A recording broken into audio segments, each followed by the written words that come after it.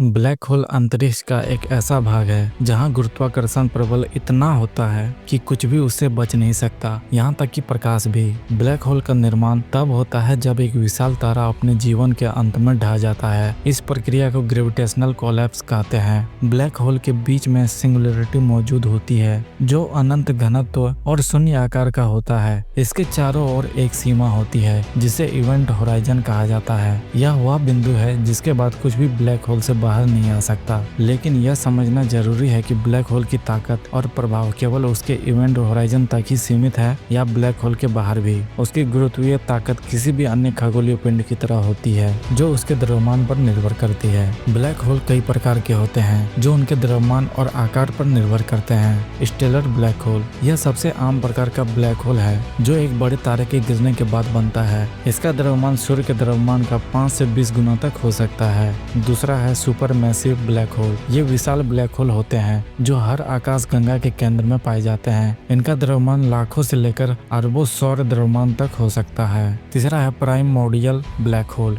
यह black hole big bang के तुरंत बाद बनने का अनुमान लगाया गया है। इनका आकार और द्रव्यमान बहुत छोटा हो सकता है, लेकिन अभी तक इनका प्रत्यक्ष प्रमाण नहीं मिला है। ब्लैक होल अपना आकार और द्रव्यमान तब बढ़ाते हैं जब वे अपने पास मौजूद सामग्री जैसे गैस, धूल या तारों को निगल नहीं लेते हैं। यह प्रक्रिया एक्रेशन कहलाती है। एक ब्लैक होल के पास जितनी अधिक सामग्री होती है वह उतना ही बड़ा और शक्तिशाली होता है। ब्लैक होल के पास एक्रेशन डिस्क होती है जो उसके चारों ओर घूमती हुई सामग्री से बनती है। जब यह सामग्री ब्लैक होल के इवेंट होराइजन के करीब पहुंचती है तो वह अत्यधिक गर्म हो जाती है और एक्सरे रेडिएशन उत्पन्न करती है। इन रेडिएशन को खगोलविद दूरबीनों के जरिए देख सकते हैं जो ब्लैक होल की उपस्थिति की पुष्टि करता है। लेकिन यह समझना जरूरी है कि ब्लैक होल के लिए अपने आसपास की सारी सामग्री को निगल पाना संभव नहीं है। यह प्रक्रिया धीरे धीरे होती है और ब्लैक होल की गुरुत्वीय सीमा पर निर्भर करती है। ब्लैक होल का गुरुत्वाकर्षण प्रभाव उसके इवेंट होराइजन तक सीमित होता है। उदाहरण के लिए अगर हमारे सूर्य की जगह एक ब्लैक होल आ जाए तो पृथ्वी अपनी कक्षा में ही उसी तरह घूमती रहेगी। इसका कारण यह है कि ब्लैक होल का गुरुत्वीय बल उसके द्रव्यमान पर निर्भर करता है और सूर्य और उस ब्लैक होल का द्रव्यमान समान होगा।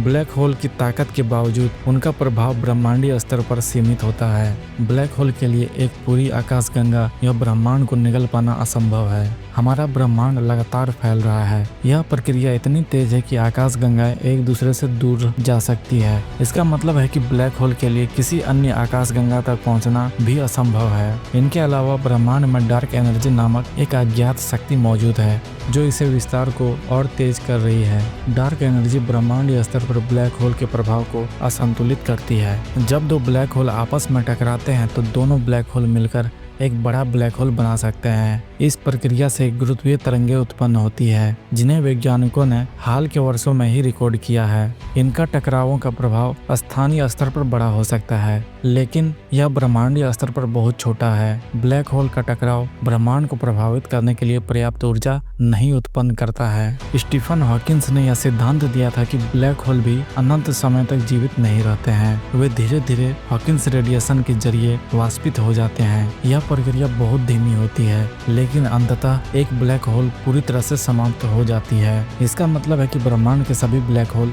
समय के साथ खत्म हो जाएंगे और वे ब्रह्मांड को निगल नहीं पाएंगे।